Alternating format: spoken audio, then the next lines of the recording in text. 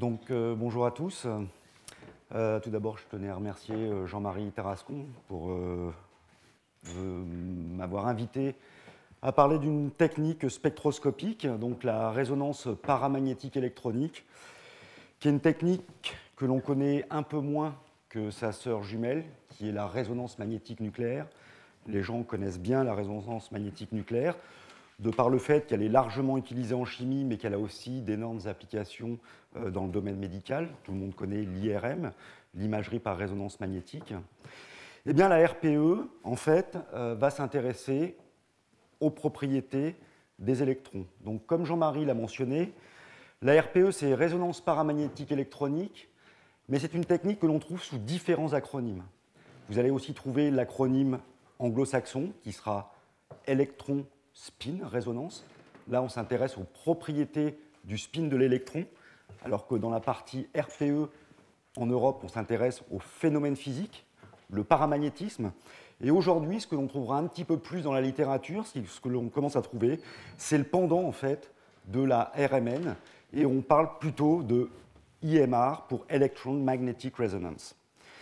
Alors, ce que je vais essayer de faire aujourd'hui, c'est de vous présenter la technique assez brièvement et de montrer en fait ces avancées assez spectaculaires qu'il y a eu ces dernières années. C'est-à-dire qu'aujourd'hui, la RPE est en train un petit peu de rattraper la RMN.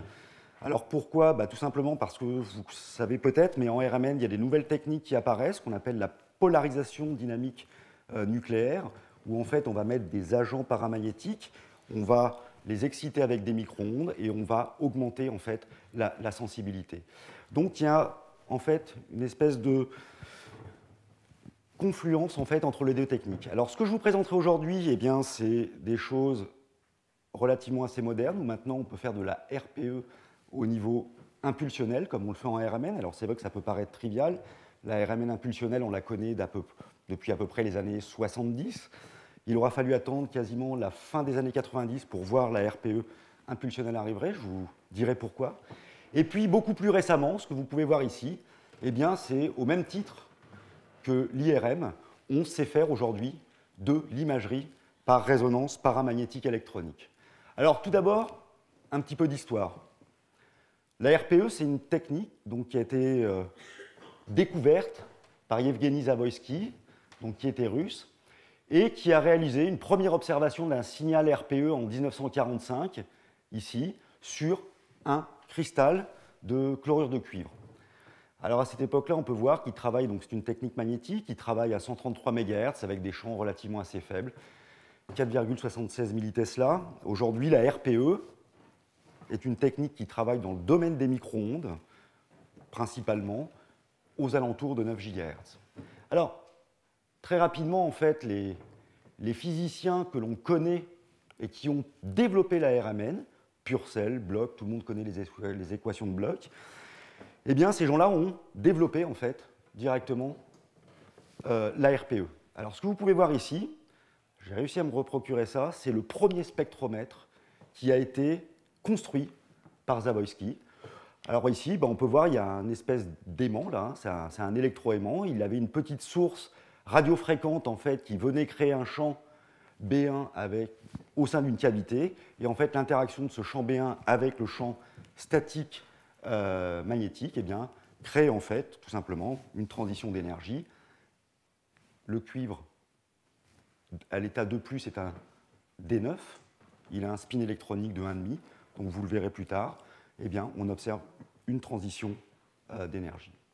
Alors, la RPE a longtemps stagné, c'est-à-dire que jusqu'à la fin des années 90, eh bien, la RPE, en fait, vous verrez, on enregistrait des spectres de RPE continus. En plus, c'était compliqué, ça ne ressemblait pas du tout aux spectroscopies que l'on connaît, telles que la RMN ou le Raman. En fait, c'est un petit peu plus compliqué. Donc, ça servait principalement à la chimie physique du solide pour identifier, bien sûr, réaliser la structure quand on pouvait le faire. Et puis, la première chose, c'est quantifier les radicaux. La RPE peut être extrêmement utile, par exemple, pour aller faire de la dosimétrie. Parce que lorsque vous avez, par exemple, une irradiation qui se produit, eh bien, vous allez créer des défauts dans un matériau, et donc vous pouvez quantifier ce nombre de défauts. La RPE, c'est vraiment bien développé avec, bien sûr, la chimie et la biologie, parce que, eh bien, on le sait, dans tous les processus qui mettent en jeu des enzymes, eh bien, il y a des changements redox, et ces changements redox, au niveau des métaux de transition, produisent des espèces qui sont détectables par résonance paramagnétique électronique. Et donc, plus récemment, avec la biologie et la médecine, c'est ce que vous voyez là, eh bien, on est capable aujourd'hui d'aller, par exemple, chez le petit animal, suivre des modifications, par exemple, au niveau de l'oxygénation du cerveau. Là, c'est au niveau du cerveau, mais ça pourrait être très bien au niveau de n'importe quel organe. Donc, aujourd'hui, on commence à voir des techniques un petit peu plus modernes. Alors, juste pour vous placer la RPE, eh bien, la RPE, elle travaille dans les micro-ondes. Alors, on ne va pas faire de la synthèse avec de la RPE, parce qu'on va travailler à des puissances qui sont très très faibles, hein, quelques milliwatts, donc il n'y a pas de d'échauffement. Et généralement, on verra que la technologie, en fait, permet de retirer la composante dipolaire et on ne garde que la composante magnétique, en fait, des micro-ondes. Donc en gros, la RPE va travailler aux alentours de la RMN, c'est-à-dire quelques centaines de mégahertz. Et aujourd'hui, on fait de la RPE jusqu'à le domaine des térahertz, c'est-à-dire sur des synchrotrons, on est capable de faire de la RPE au térahertz. Alors, la RPE, bien sûr, ça ne s'intéresse pas à tous les objets. C'est-à-dire qu'autant en RMN, vous allez analyser vos matériaux ou analyser vos solutions, vous êtes basé sur la propriété du spin nucléaire, vous avez partout des protons ou des spins nucléaires non nuls, donc vous pouvez analyser à peu près tous les matériaux. La RPE, il faut que vous ayez des espèces qui possèdent un ou plusieurs électrons non appariés. Alors ça va être le cas de quelles espèces? En chimie organique, ça va être le cas de ce qu'on appelle les radicaux libres. Vous avez tous entendu parler des radicaux libres, d'accord? Si vous cassez une molécule d'eau de façon homolytique, par radiolyse, eh bien, vous allez produire des radicaux OH point. Alors vous allez me dire, bah, c'est intéressant, on peut analyser ça, mais le problème, c'est que ces radicaux-là, ils ont une durée de vie qui est très faible, hein, quelques nanosecondes. Donc à l'échelle de temps d'une mesure, on ne pourrait pas les observer. Donc on va utiliser ce qu'on appelle des piégeurs de spin qui vont stabiliser ces espèces fugaces pour les transformer en fait en une espèce stable et observable. Donc vous avez toute une série de radicaux comme ça qu'on peut étudier. Et puis ensuite, vous avez tout ce qui va être afférent aux métaux de transition. Donc les métaux de transition, suivant leur degré d'oxydation, eh bien, ils peuvent posséder un ou plusieurs électrons non appariés, et donc, placés dans un champ magnétique, eh bien, on aura une réponse et on pourra analyser ces éléments. Donc typiquement, par exemple, si on prend un exemple, le fer à l'état 2, c'est un D6. Donc si on regarde, un fer 2 a plusieurs états de spin, mais la plupart de ces états de spin sont des états, ce qu'on appelle diamagnétiques, puisque tous les électrons sont appariés. On prend le même fer sous la forme 3, là aussi plusieurs états de spin, principalement 2 états de spin. Un état de spin où vous aurez 5 électrons non appariés, c'est ce qu'on appellera un état au spin. On parlera d'un état S pour le spin égale 5,5. Ou alors, vous avez aussi un état de spin de 1,5. Donc la RPE va permettre d'étudier tous ces complexes inorganiques et on verra d'avoir des informations sur leur géométrie et sur l'environnement en fait, du porteur d'électrons. Alors, là, je vais vous donner quelques petites infos pour comparer. C'est vrai que la RMN, on connaît bien, on connaît moins la RPE. Donc on va regarder les concepts physiques qui régissent ces deux techniques et leurs grandes différences. En RMN, vous vous intéressez au spin nucléaire. En RPE, vous vous intéressez au spin électronique. La grande différence que vous avez, elle est purement physique. C'est que la masse du proton, est bien supérieure à la masse de l'électron. Vous avez à peu près 4 ordres. Ça va avoir une conséquence. Qu'en RPE, vous allez avoir des champs magnétiques qui sont très peu intenses. En RMN, vous allez avoir des champs magnétiques très intenses pour aligner les spins, jusqu'à 21, et maintenant on peut monter beaucoup plus haut, 21 Tesla. En RPE, vous allez avoir des petits champs qui sont de l'ordre de 0,3 Tesla. Par contre, on va avoir des fréquences beaucoup plus élevées. Si vous êtes à 21 Tesla en RMN pour le champ magnétique, eh bien la fréquence de résonance des protons sera de 900 MHz. Pour un électron, si vous êtes à 0,3 Tesla, eh bien, la fréquence de résonance sera de 10 GHz. Donc en fait, vous allez utiliser des fréquences très élevées. Ça va avoir deux conséquences. Une conséquence qui est relativement assez bénéfique et une conséquence qui est moins bénéfique. Si on fait un petit calcul, en utilisant en fait cette formule, à partir de la fréquence de résonance, eh bien, on peut calculer ce qu'on appelle le rapport gyromagnétique de l'électron et le rapport gyromagnétique du proton. Lorsque l'on fait le rapport de ces rapports gyromagnétiques, eh bien, on voit qu'on a un facteur d'à peu près 600. Ça veut dire quoi? Ça veut dire que la RPE va être 600 fois plus sensible que la RMN. Ça veut dire que vous allez pouvoir aller détecter des traces au niveau d'espèces paramagnétiques qui possèdent des électrons donc non appariés. En revanche, autant la RMN, vous avez un spectre, je dirais en RMN des solutions, tout le monde fait ça, vous êtes quasiment instantanément capable d'analyser un spectre RMN parce que vous avez beaucoup d'informations qui vous sont données dans le spectre. En RPE, vous verrez, eh bien, on a très peu de résolution, et ça, c'est un souci. Donc, très souvent, eh bien, pour interpréter les spectres que l'on obtiendra, eh bien, on est obligé de passer par le formalisme, de la mécanique quantique. Alors, le principe de cette technique, un petit peu comme la RMN, en fait, c'est une technique qui va reposer sur l'interaction d'un champ magnétique externe, qu'on dira B0, et d'un moment magnétique permanent d'origine électronique. Donc, comme je vous l'ai dit, cette technique ne va concerner, et ça, il faut bien le garder à l'esprit, que les espèces paramagnétiques.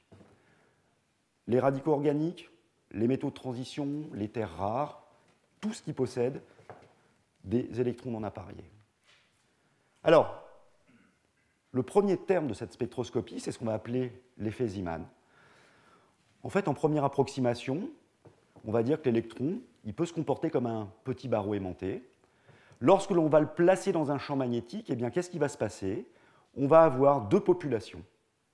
On va avoir une population qui va s'orienter parallèlement à ce champ magnétique et une population qui va s'orienter anti-parallèlement au champ magnétique. Alors, c'est tout bête. C'est tout simplement, eh bien, on aura, selon les populations de Boltzmann, on va avoir une disproportion entre ceux qui sont placés selon le champ magnétique et ceux antiparallèlement au champ magnétique. On aura une population de basse énergie et une population de haute énergie. On va faire interagir en fait notre micro-ondes ici. Eh bien, le champ B1 créé par le micro-ondes, ici à la fréquence qui sera à peu près 10 GHz, eh bien, lorsque l'on aura une condition de résonance, eh bien, on aura une transition d'énergie entre les deux sous-états de spin, plus 1,5 et moins 1,5 de l'électron. Ça, c'est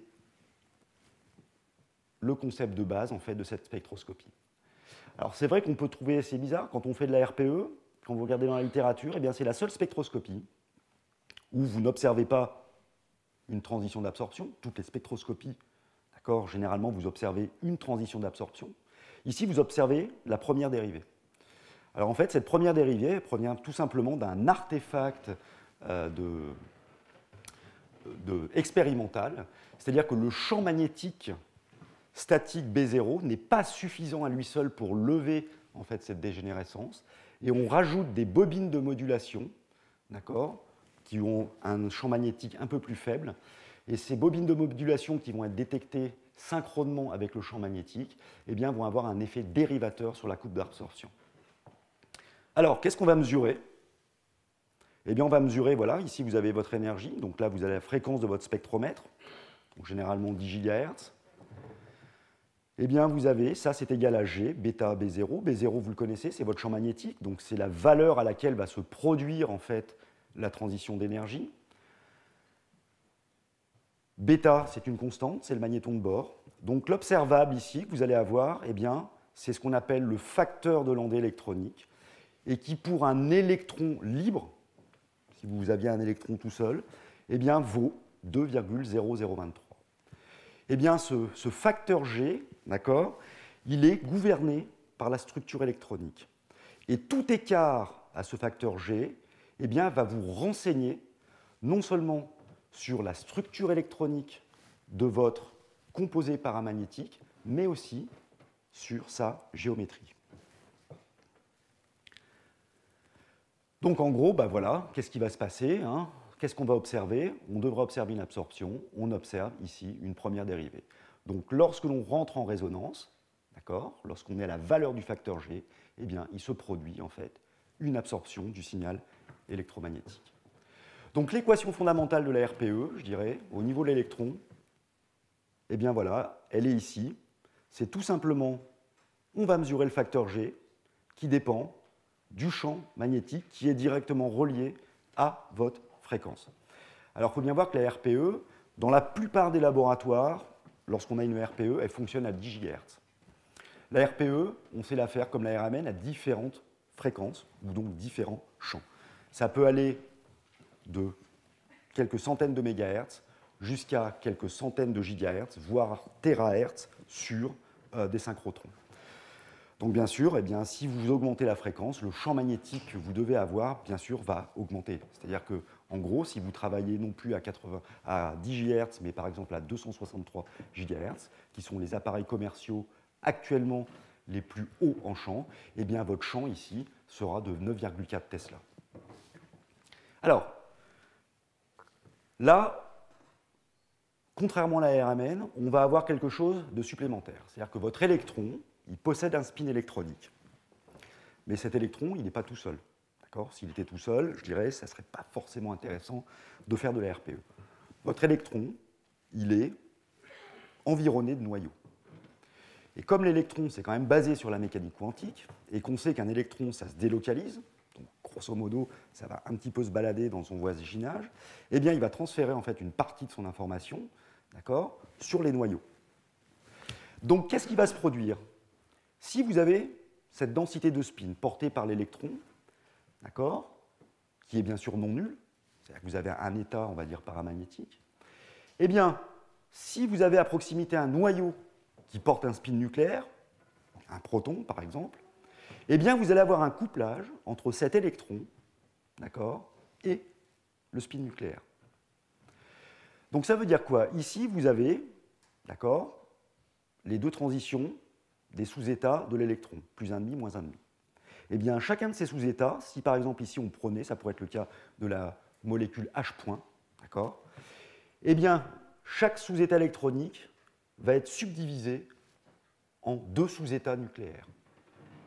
Et donc, dans ce cas-là, eh bien, qu'est-ce que vous allez observer? Vous avez deux transitions qui vont être autorisées, deux transitions qui vont être autorisées, et vous allez observer deux raies. Alors, pourquoi je vous ai dit? Tout simplement, c'est relié à la mécanique quantique. Alors, je ne vais pas m'appesantir sur tout ça, c'est défini par un Hamiltonien, qu'on appelle l'Hamiltonien hyper fin. Et on voit ici, ce qui est intéressant, c'est qu'on a une constante A. Cette constante A, c'est ce qu'on appellera la constante de couplage hyper fine. C'est une constante, en fait, qui est la somme de l'ensemble des contacts de Fermi. Ça veut dire que si vous avez plusieurs noyaux, eh bien, vous aurez une somme de l'ensemble de ces contacts de Fermi. Et on voit bien ici que c'est directement relié, à la probabilité de présence, ça c'est la fonction d'onde de votre électron, c'est la probabilité de présence de votre électron à un endroit donné. Puis ça, ce sont toutes des constantes. Donc ça veut dire que directement, la nature du couplage, la force du couplage, qui est la dimension de l'énergie, dépendra de la fraction de densité de spin de votre électron sur un noyau. Donc dans un spectre RPE, vous allez avoir à la fois les effets conjugués de l'interaction Zeeman et de l'interaction hyper fine. Donc voilà, on prend le cas ici d'un électron, S égale 1,5, I égale 1,5 pour le spin nucléaire, ça pourrait être le cas de la molécule H point. Eh bien, vous allez observer deux transitions, et l'écart ici entre ces deux transitions vous donne, la valeur de la constante de couplage, et cette valeur a la dimension d'une énergie.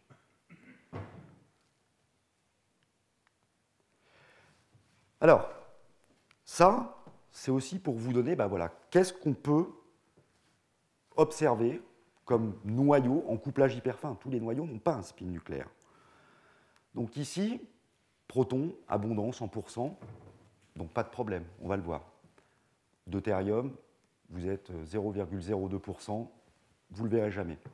Carbone 13, c'est comme pour la RMN. On est en limite, mais à 1%, on est capable de voir des interactions électron-carbone 13. Oxygène 16, pas de spin nucléaire, donc peu de chance. Donc l'oxygène 17, trop peu abondant. Donc on est généralement obligé d'enrichir. Idem pour le soufre 33.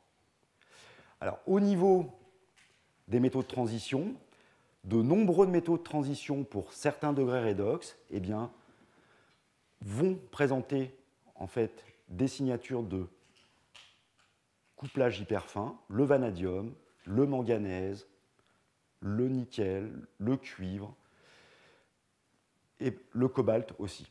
On aura aussi le molybdène et le tungstène. Donc il y a un ensemble de métaux de transition qui peuvent être intéressants et dont on verra par la suite l'utilité. Alors, ça, ce sont des techniques un peu nouvelles. Donc en gros, pour l'instant, qu'est-ce qu'on fait en RPE? Je vous ai expliqué, vous avez un spin électronique, vous allez avoir une interaction du champ d'un petit champ B1 créé par un rayonnement micro-ondes qui va interagir avec un champ B0. Lorsque vous allez avoir un électron non apparié, en fait, vous balayez en champ magnétique et vous allez observer une transition d'énergie.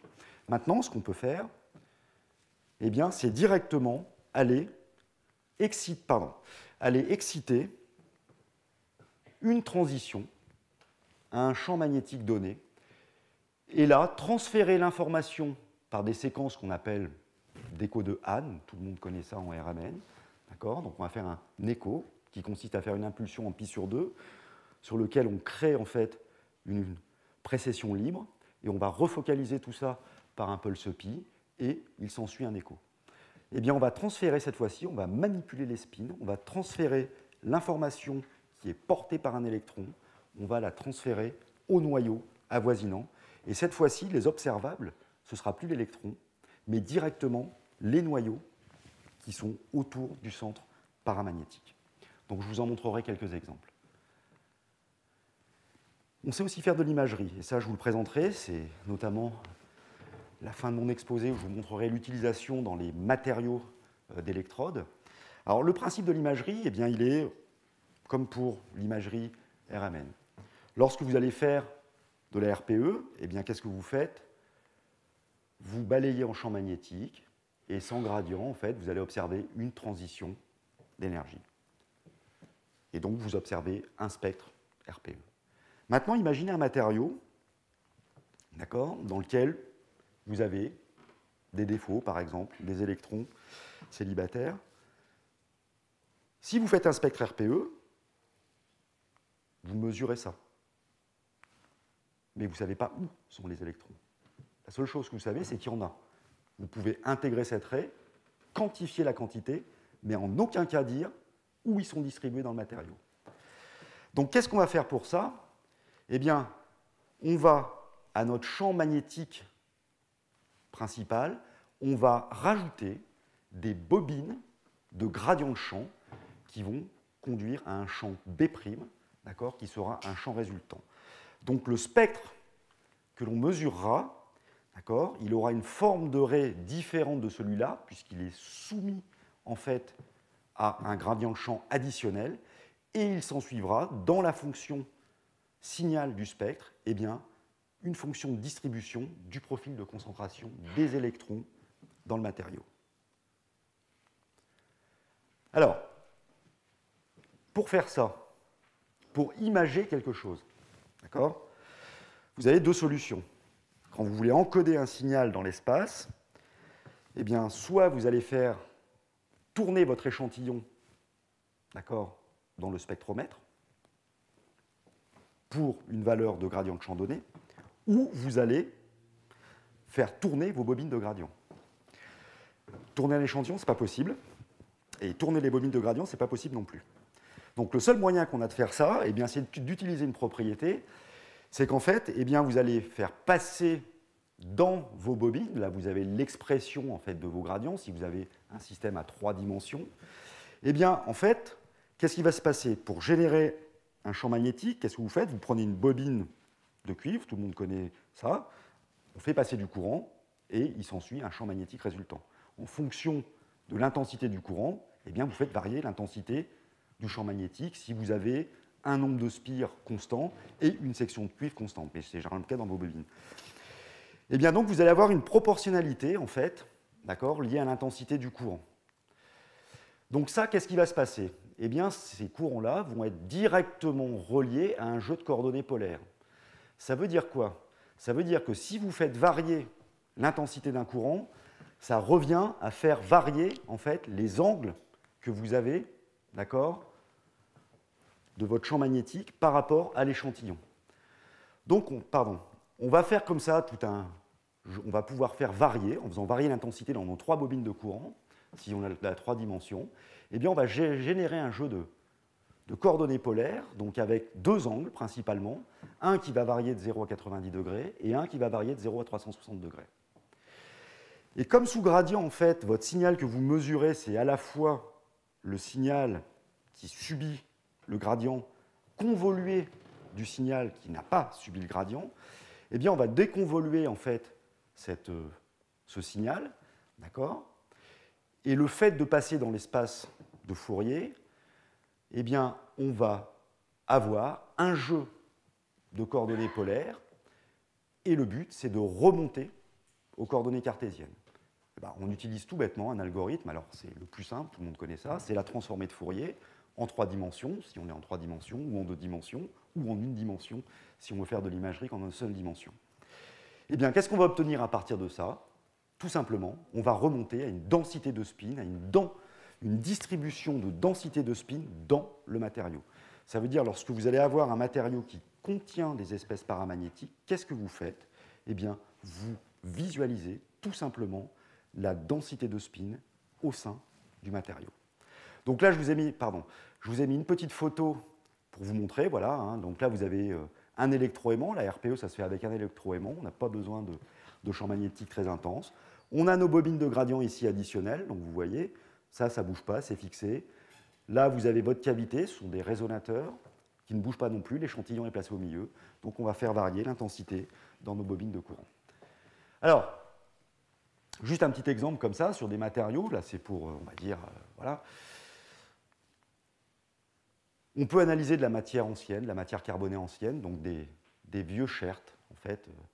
Donc ce sont des roches très anciennes, donc vous voyez, qui peuvent aller de 3,5 milliards d'années à 1,9 milliard d'années, ou même des plus récentes. Alors, ce qu'on connaît bien, c'est le charbon. Hein. Le charbon, ça contient des défauts, d'accord? Et lorsque vous faites de la RPE, ben voilà, vous avez des électrons qui se baladent, qui sont liés à des carbones, généralement, et vous observez une raie. Donc, pour reproduire ça, on a une petite idée, c'est que vous utilisez de l'encre de tonnerre d'imprimante laser. Qu'est-ce qui va se passer? Vous déposez, en fait, alors c'est un mélange assez complexe, vous allez déposer en fait du carbone, mais vous savez que vous chauffez. Vous allez chauffer jusqu'à des températures assez hautes, et bien qu'est-ce que vous allez faire? Vous allez casser des liaisons, d'accord? Et puis vous allez donc produire des défauts et donc des radicaux.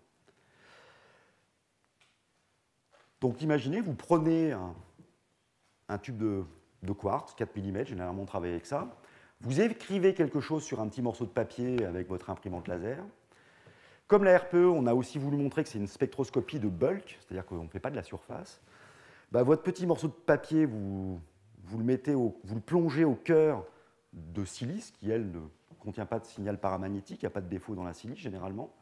Et puis, bah, vous allez enregistrer votre spectre. Donc, si vous enregistrez un spectre, eh ben, voilà, vous obtenez une raie. Et ça ne vous dit pas ce que vous avez écrit.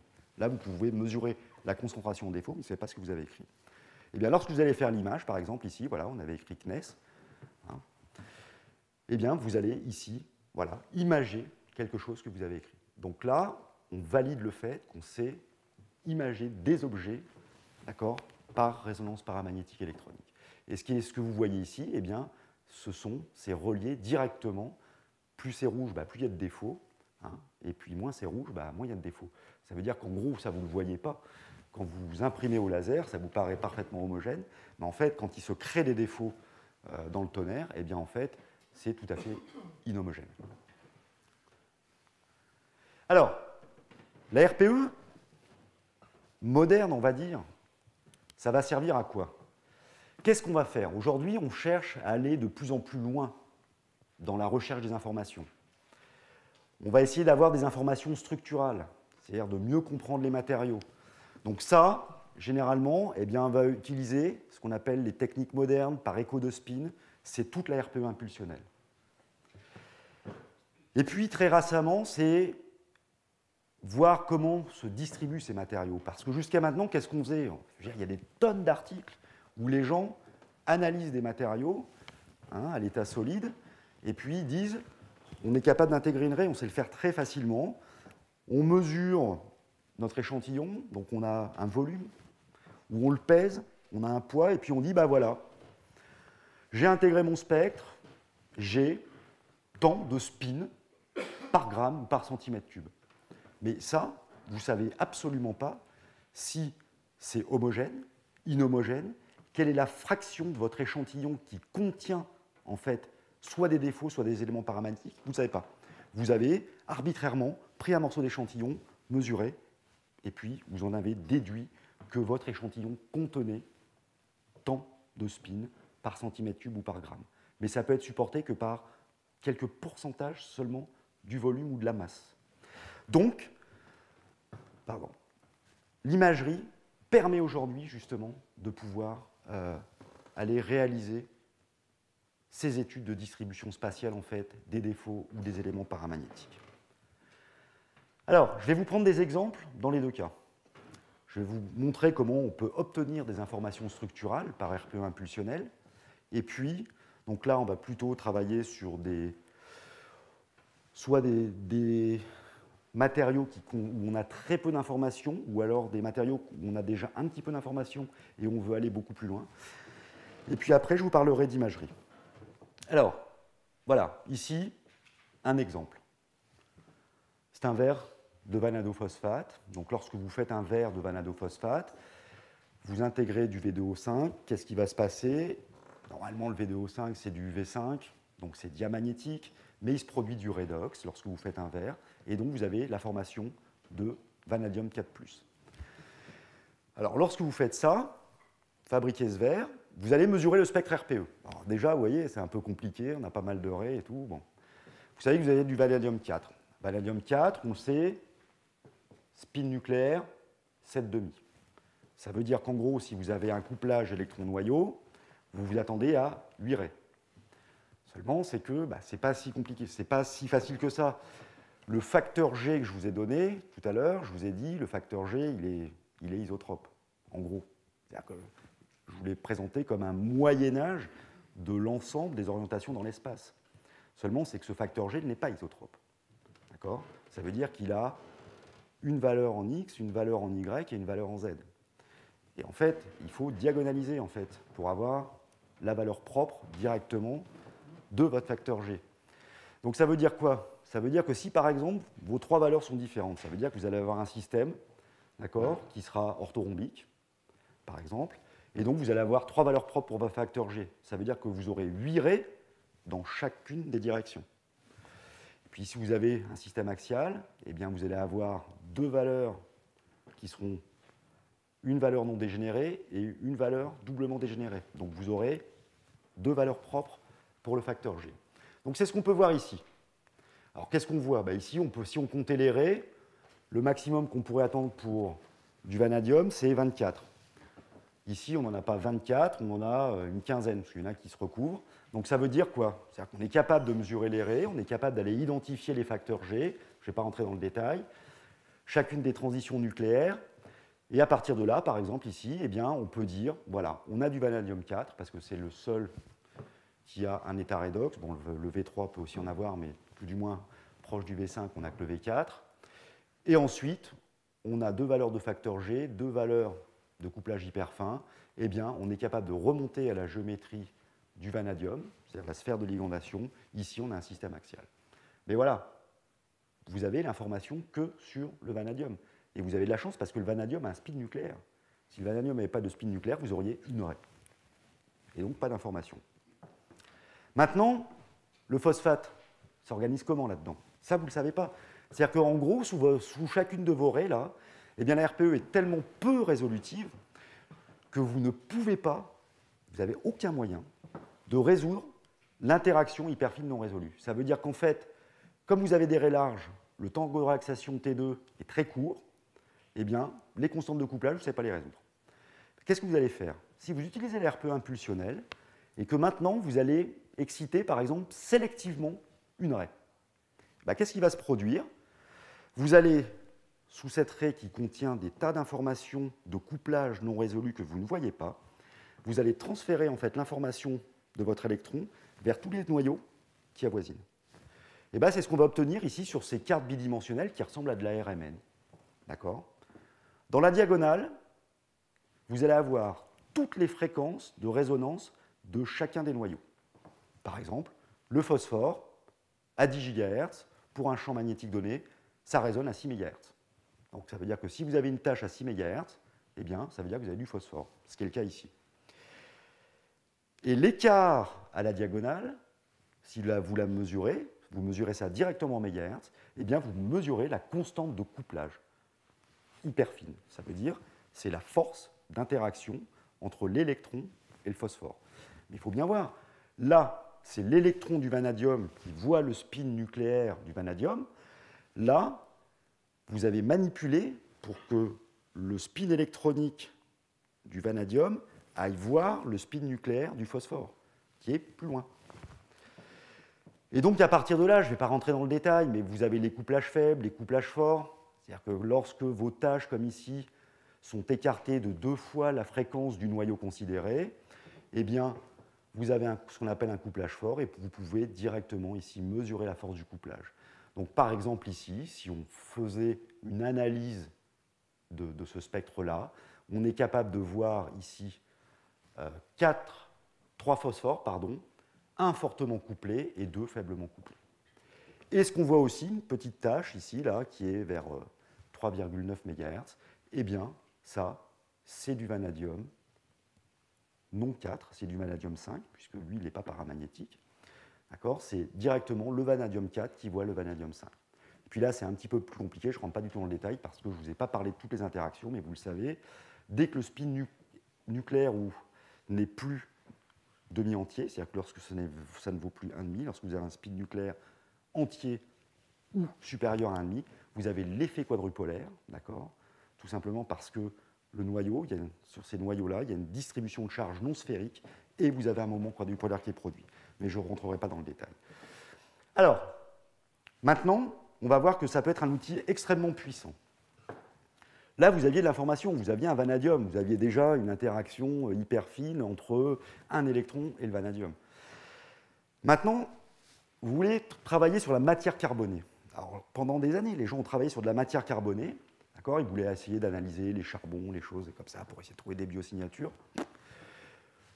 Quand vous mesurez un charbon, ou vous mesurez un caillou, par exemple, ici, qui a 1,8 milliard d'années, ou que vous mesurez une météorite, le carbone d'une météorite qui a 4,5 milliards d'années, vous mesurez à peu près toujours la même chose.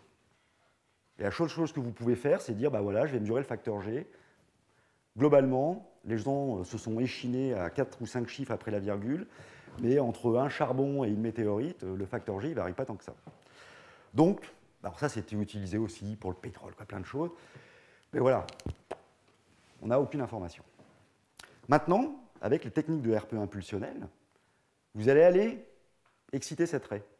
Et là, si vous avez des couplages avec des noyaux plus loin du centre paramagnétique, c'est-à-dire des couplages relativement assez faibles, eh bien vous allez pouvoir transférer l'information et vous allez pouvoir remonter comme ça, non seulement à la nature, mais à la structure.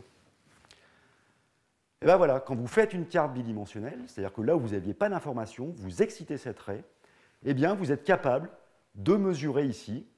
Alors là, c'est une météorite, la météorite d'Orgueil. Là, c'est un chert, d'accord, qui contient des cyanobactéries fossilisées.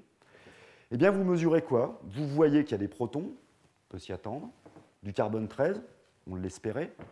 Mais on va voir ici, alors que je vous ai dit que le deutérium, on ne le voyait pas, on voit ici du deutérium. Alors pourquoi? Tout simplement parce que dans les météorites, il y a un enrichissement extraterrestre, d'accord, du deutérium. C'est-à-dire que les météorites ont été formées dans le nuage protosolaire, il y avait des positions labiles qui ont été deutérées. Donc ici, voilà, si on projette un petit peu tout ça, voilà, sous cette raie-là, où là, vous ne voyez rien en RPE continu, eh bien, vous avez l'ensemble de ces noyaux qui participent. Donc, bien sûr, le carbone 13, on est capable de mesurer ici le couplage, qui fait à peu près 4 MHz. Le silicium, 29, qui est pourtant abondant qu'à 4%. Et dans une roche, il y a toujours du silicium. Donc ici, ce deutérium, d'accord. Et puis, on voit aussi, parce que quand on travaille sur ces objets en cosmochimie, eh bien, on sait qu'il y a toujours des ratios N14 sur N15 qui sont différents. C'est ce qui permet de signer, en fait, la nature terrestre ou extraterrestre, en fait, d'un objet. On est capable de détecter l'azote 14 et l'azote 15.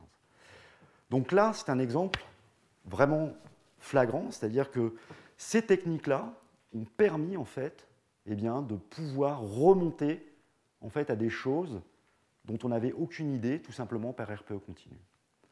Alors, ça a eu un gros impact, hein. C'est que ces deutériums avaient été mis en évidence par NanoSim, des deutérium hotspots. La RPE, on a permis de dire que ces hotspots riches en deutérium, ils étaient portés par les radicaux.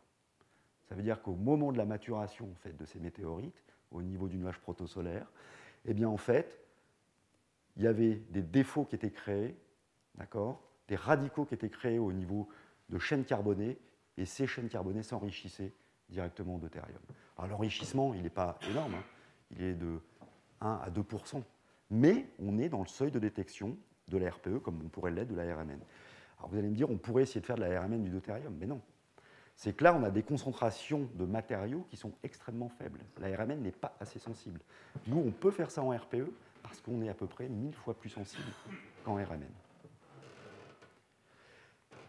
Donc voilà d'autres exemples sur toute cette matière carbonée. Hein. Ici, on peut voir là, cette météorite d'Orgueil que je vous ai montrée. On peut voir des schertes, des cailloux de différents âges. Alors qu'est-ce qu'on voit? C'est que plus ça vieillit, d'accord, et plus on perd la composante des protons. C'est-à-dire que si on allait jusqu'à 3,5 ou 3,6 milliards d'années qu'on prend un caillou, sur Terre, eh bien, en fait, on n'a quasiment plus de protons parce qu'avec le métamorphisme, en fait, il y a une déshydrogénation qui se produit. Par contre, on observera toujours du carbone 13, d'accord, du silicium 29, et parfois aussi on observe du phosphore. Donc ça, on peut le comparer, bien sûr, aussi à de la matière vieillie, d'accord, artificiellement en laboratoire pour pouvoir aller trouver des biosignatures. Donc ça, c'est, voilà, la RPE vous permet, en fait, d'aller tout simplement en analysant les fréquences nucléaires qui se trouvent autour du centre paramagnétique, d'aller trouver des signatures qui vous permettent, ici, dans ce cas-là, eh bien, de chercher des biosignatures en relation avec l'origine de la vie. Sur ces cailloux-là, par exemple, qu'est-ce qu'on peut faire? On peut aussi faire de l'imagerie. D'accord? Quand vous récupérez un morceau de caillou, d'accord, vous savez qu'il y a du carbone, vous l'avez passé en RPE. Et vous avez dit, vous avez vu une raie, vous avez dit, c'est super, on a une raie, donc on a des défauts. Mais où est situé? Ça, c'est vraiment, voilà, vous voyez l'image du caillou qui est là. Eh bien, en gros, tous les défauts, toute la matière carbonée, tous les radicaux carbonés se distribuent ici, dans le bas de l'échantillon. Ça veut dire que si on faisait juste le spectre, qu'on intégrait ce spectre en disant, voilà, j'ai combien, on sait à peu près combien on a, hein, à peu près 10 puissance 18 spin par gramme ou par centimètre cube, on pourrait penser que c'est distribué complètement homogène. Eh bien non. En fait, ici, on a juste une distribution localisée en fait, de la matière. Alors pour faire ça, qu'est-ce qu'on a fait? On compare toujours avec d'autres spectroscopies. Donc là, c'est de l'imagerie Raman. On va pouvoir suivre la Rg et la Rd du carbone. Et on voit qu'effectivement, avec ce qu'on mesure en RPE, il y a une colocalisation. Seule différence, le Raman, c'est une spectroscopie de surface, où en plus vous avez le risque avec l'échange d'énergie que vous allez apporter sur l'échantillon, parce que vous irradiez avec un laser, et bien que vous transformiez la matière en temps réel. La RPE, pas d'échange d'énergie, donc pas d'altération de l'échantillon. Une spectroscopie de bulk, vous traversez complètement l'échantillon. Et puis sur ce même caillou, non seulement vous pouvez faire l'imagerie, donc vous avez repéré la partie intéressante, et bien derrière, vous pouvez aller faire de la RPE bidimensionnelle, cette fois-ci spectroscopiquement, pour aller analyser les noyaux présents. Et ici, typiquement, vous voyez du proton du phosphore, du carbone et du silicium. Donc on est capable, comme ça, à partir de ces différentes techniques, de pouvoir remonter complètement, non seulement à la distribution spatiale, mais aussi à la nature des noyaux environnants. Alors, ma dernière partie d'exposé, là c'est vraiment ce qu'on fait avec les travaux qu'on fait avec Jean-Marie. C'est des travaux qui ont démarré il y a une dizaine d'années. Et là, vous allez voir vraiment ce qui se fait le plus en pointe aujourd'hui pour étudier ces matériaux de batterie. Alors, je pense que durant ces précédents cours, Jean-Marie vous a parlé en fait, de ces composés au ruthénium comme matériaux d'électrode. D'accord? Donc, première chose qu'on veut faire, avant d'aller assez loin dans les techniques, eh bien, on va récupérer du matériau d'électrode qui a été donc, le matériau de départ, le matériau qui a été chargé à 4 volts par exemple et 4,6 volts, et puis le matériau déchargé. Tout ça, ce n'est pas analysé que par RPE, c'est complémenté par d'autres techniques que sont l'XPS, dont vous aurez un exposé, je crois, la semaine prochaine. Donc, qui sont toutes des techniques complémentaires. Alors, qu'est-ce qui se passe? Vous avez ici un élément, le ruthénium.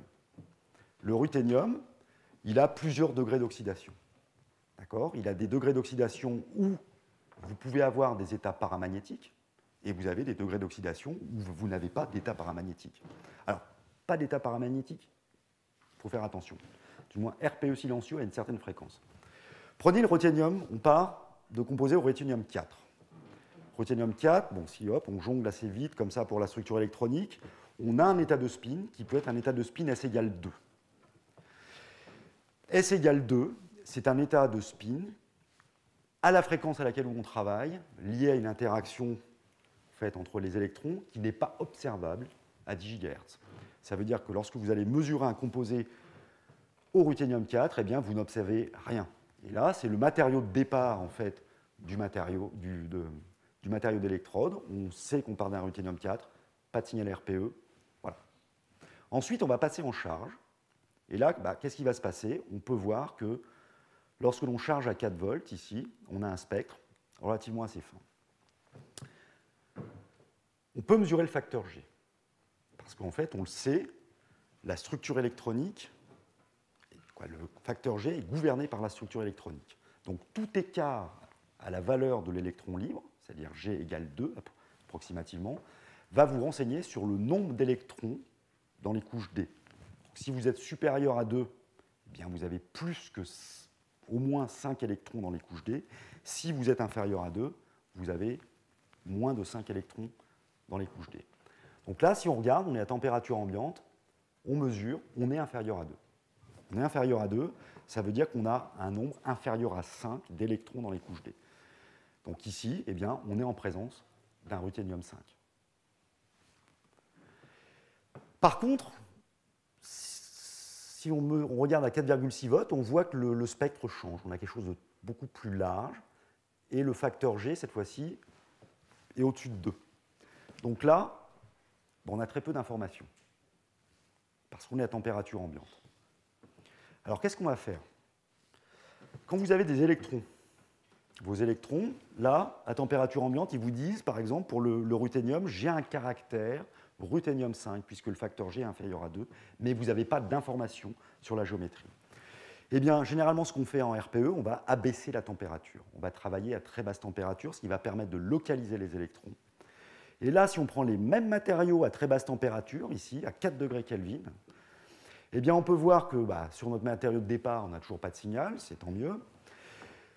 Sur notre matériau qui a chargé à 4 volts, cette fois-ci, on n'a pas une seule raie. On voit 3 pics. En fait, ces 3 pics correspondent à 3 valeurs de facteur G, d'accord? Donc 3 valeurs propres, Gx, Gy, Gz. Eh bien, ça veut dire qu'on a un système, d'accord? On a la géométrie, ici, du ruthénium 5, d'accord, qui va être système tétraédrique. Et on est capable précisément ici de mesurer le facteur G. Par contre, ce qui était intéressant, c'était, voilà, qu'est-ce qu'on a ici là? On ne savait pas trop ce qu'on avait à température ambiante, c'est très large. Et bien, lorsque cette fois-ci, on abaisse la température, on voit qu'en fait, on a 2 raies. D'accord? Et bien, ces 2 raies nous disent qu'on a un système en géométrie axiale, d'accord, avec valeur de facteur G supérieure à 2, eh bien, ça, typiquement, ce sont des espèces superoxo. Hein. Ici, vous avez un spectre de superoxyde de calcium. Voilà, on l'a identifié, c'est un superoxo. Donc, à partir de là, il faut bien voir, tout ça, c'est confirmé par de l'XPS. Donc, on a une bonne assurance de qu'est-ce qu'on peut faire. Donc, l'idée maintenant, c'est d'aller se dire, ben voilà, ça, c'est bien beau, on a des matériaux, d'électrodes qui ont cyclé, mais on les analyse ex situ. Vous détruisez votre batterie, vous analysez le matériau à une valeur de charge. Maintenant, l'idée, c'est de se dire, est-ce qu'en RPE, on ne pourrait pas voir ça directement inopérando? C'est-à-dire voir comment, dans le temps, les espèces changent lorsque l'on modifie, on change l'état de charge et de décharge. Alors pour faire ça, c'est des choses qui ont démarré il y a une vieille histoire, et il a fallu à peu près, je vais dire presque 10 ans pour arriver à ça. Il faut fabriquer une batterie, d'accord? Mais une batterie qui n'ait aucun élément paramagnétique, parce que la RPE est très sensible. Donc si vous commencez à avoir des matériaux paramagnétiques, vous n'avez aucune chance de savoir si vous observez le signal de votre batterie, de votre support, ou le matériau que vous voulez analyser. Donc ici, il y a eu tout un travail à faire sur trouver des matériaux qui ne possèdent aucun élément paramagnétique. Ensuite, il faut arriver à rentrer ça dans un résonateur. Mais un résonateur, ça a des lignes de champ, et les résonateurs, jusqu'à il y a très peu de temps, en fait, ne supportaient pas les échantillons de grande taille. Ça, il faut bien voir que ça fait à peu près 6 à 7 mm de diamètre, et un résonateur, on peut rentrer des choses de 8 mm. Et jusqu'à maintenant, lorsque vous rentriez des gros objets, les lignes de champ ne circulaient pas, donc en fait, vous n'aviez pas d'interaction, vous ne créiez pas de champ B1, vous ne pouviez pas avoir de phénomène RPE. Là, on a fait designer un résonateur un petit peu spécial qui permet en fait de rentrer des grands échantillons. On a un coefficient de qualité qui est plus faible. On perd en sensibilité, en résolution, mais à la limite, ce n'est pas très grave, parce que vu qu'on a un échantillon de grande taille, on a plus de matériaux. Donc ce qu'on perd d'un côté, on peut le regagner de l'autre. Alors, quand on fait ça, la première chose qu'on peut faire, on peut enregistrer, d'accord, durant les cycles de charge et décharge, on va enregistrer ici, par exemple, sur notre composé, que vous avez vu précédemment, un spectre RPE, par exemple, à 3,6 volts.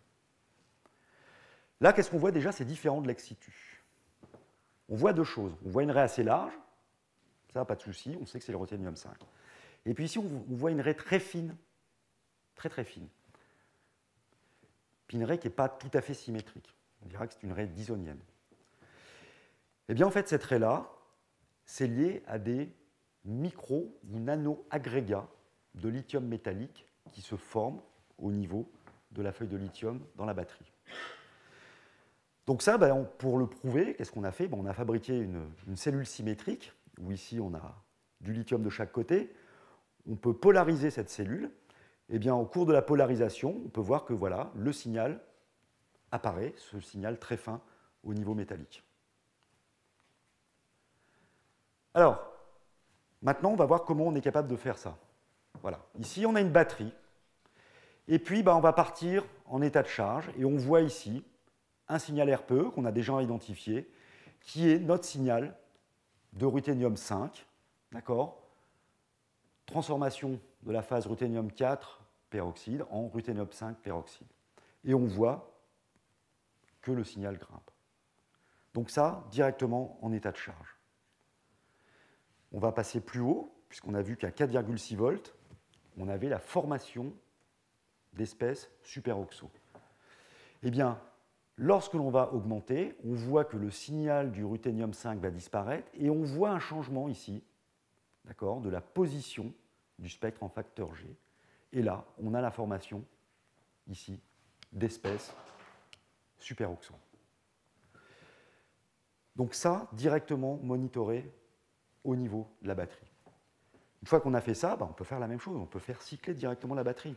On peut repartir en décharge, et là on va voir le signal des superoxo qui disparaît, et ici, le signal du ruthénium 5 qui réapparaît puis qui redisparaît pour reformer la phase ruthénium 4. Alors, là, ça a même permis de montrer quelque chose qu'on n'aurait jamais vu en ex situ. Parce qu'en ex situ, vous prenez des points comme ça, et puis vous mesurez. Vous mesurez 4 volts, vous mesurez à... Mais vous allez mesurer en décharge, mais vous ne savez pas trop ce qui se passe. Et là, qu'est-ce qui se passe? On voit qu'à un moment, là, vous n'avez que 3 spectres qui sont formalisés, il y en a eu des dizaines de spectres. Vous avez toute une zone où vous n'observez plus rien. Si vous n'observiez plus rien, c'est que vous avez un état diamagnétique. Vous n'avez que des composés diamagnétiques. Eh bien, à un moment, dans la phase de relaxation du matériau, vous repassez par des composés peroxo, ici. On n'a plus non plus de ruthénium 5. En fait, on a un composé mixte. Et vous n'observez absolument plus rien. Et bien ça, vous n'auriez pas pu le voir en ex situ. Donc c'est pour ça qu'ici, eh bien, l'opérando vous permet de suivre directement, en temps réel, les espèces qui se forment. Et là, vous n'avez pas de souci, puisque en même temps que vous mesurez la RPE, vous suivez ici le cycle de batterie. C'est-à-dire qu'ici, à un moment, on n'observait plus rien, on s'est dit, il y a un souci, le spectro est une panne, quelque chose comme ça. Sauf que ici, la courbe, elle était bonne, parce que vous la suivez en temps réel.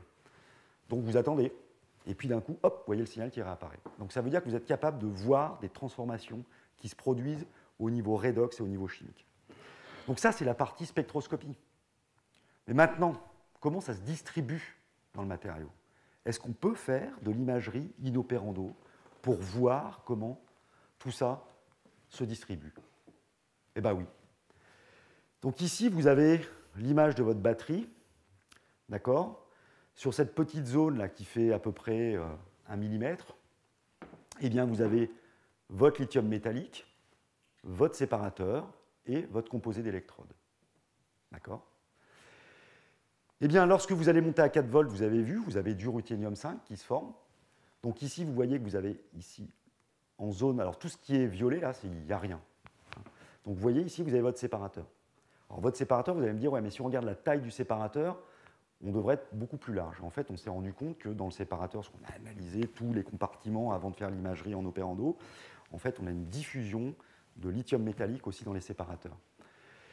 Mais on voit bien ici qu'il y a quand même une petite séparation. Et ben, qu'est-ce qu'on voit? On voit ici la formation à 4 volts, ce qu'on s'attend. On voit la distribution du ruthénium 5, et on voit que ce ruthénium 5, globalement, il est bien distribué. Par contre, vous voyez, il n'y a pas une très bonne résolution, tout simplement. Pourquoi? Parce que la résolution, elle dépend de la largeur de raie, d'accord, de votre spectre RPE. Plus la raie est large, moins vous aurez une bonne résolution. En revanche, on l'a vu, il y a du lithium métallique, une raie très très fine qui se produit. Et bien ici, ce que vous voyez, là, ici, ce sont des agrégats de lithium métallique. Alors ça, on a pu le faire, voilà, pour tous les états. Là, on peut monter un peu plus haut en charge. Donc on voit le ruthénium 5 qui disparaît en temps réel. Et puis ici, formation en fait de superoxo.